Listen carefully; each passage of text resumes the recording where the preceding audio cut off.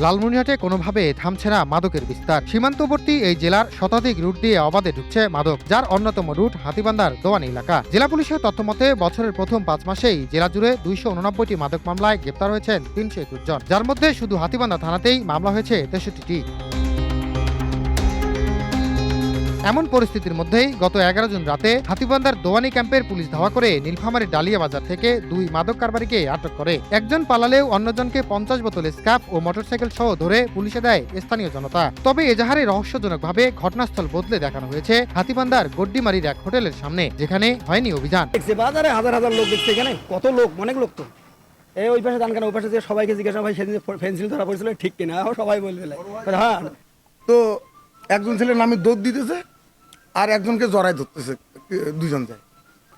পরে বলতেছে এর কাছে ফেন্সিল আছে, তখন আমি উঠে চলে গেলাম।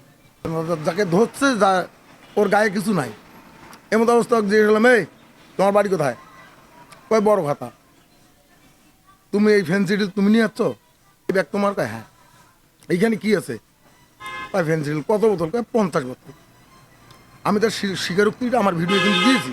তো ওনাকে আটক করছে, আর একজন ছুটে আপনার মেন রোড দিয়ে এদিকে যাচ্ছে।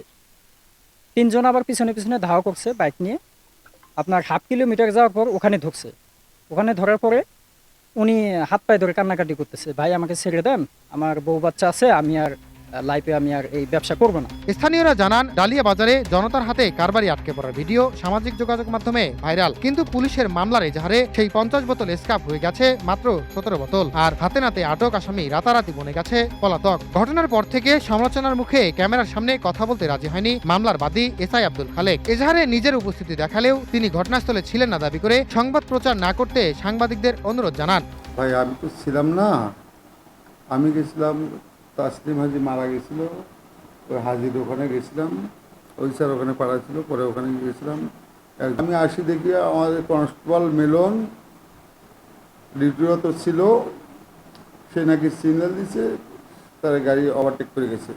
এখন ওই যে ডালিয়া বাজারের ওখানে ১ নম্বর ডালিয়ার ওখানে ধরছে, ধরার পরে লোকজন আটক করিয়া এদের কাছে দেওয়ার সময় ওরা কৌশলে আসামি হুন্ডাতে ওঠার সময় কৌশলে পানিতে লাভ মারছে, পুকুরে লাভ মারছে। আসামি ধরার জন্য আমরা তৎপর আছি। হয়তো আপনারা যদি মিডিয়া প্রচার না করে আমরা হয়তো ২-১ মধ্যে ধরবো। এদিকে অভিযানের মূল ভূমিকায় থাকা এএসআই আনিসুর রহমান সাংবাদিকদের এড়িয়ে চলছেন। বিভিন্ন মাধ্যমে ঘটনাটি ধামাচাপা দিতে ও গণমাধ্যম কর্মীদের ম্যানেজে তদবির চালাচ্ছেন তিনি। অভিযান শুধু ওইখানে পুলিশ যতটুকু দেখছে ওই পর্যন্ত দেখছে, না এই পর্যন্ত দেখিনি। আমার হোটেলের সামনে দেখিনি আমি।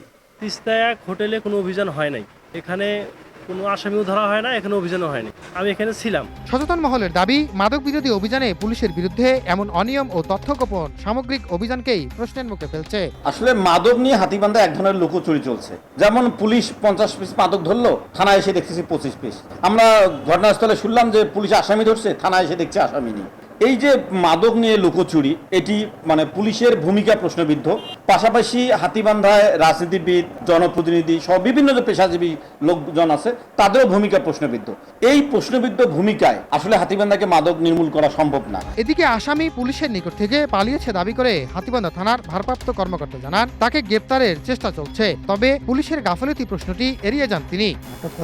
তার স্কুল ব্যাগে তল্লাশি করে ১৭ বোতল স্কাপ জব্দ করে, তারপর আসামি সহ নিয়ে আসার পথে মোটরসাইকেলে তুলে ওখান থেকে সামান্য একটু আসলেই ওই লোকজনেই দেখছে আর কি, আসলে ও আর কি আরো যেভাবে মোটরসাইকেল থেকে উল্টে যায় আর কি, গাড়ি সহ পড়ে যায়। তারপরে পুলিশ ওখানে ব্যালেন্স হারিয়ে ফেললে তাহলে ওরা আসামি আসলে পালিয়ে যায় আর কি। জনতার হাতে আটক আসামি কিভাবে এজাহারে পলাতক হলো আর উদ্ধার হওয়া মাদক কেন কমে গেল, এখন এই প্রশ্নেরই সুষ্ঠু তদন্ত ও উত্তর খুঁজছে লালমনিরহাটবাসী।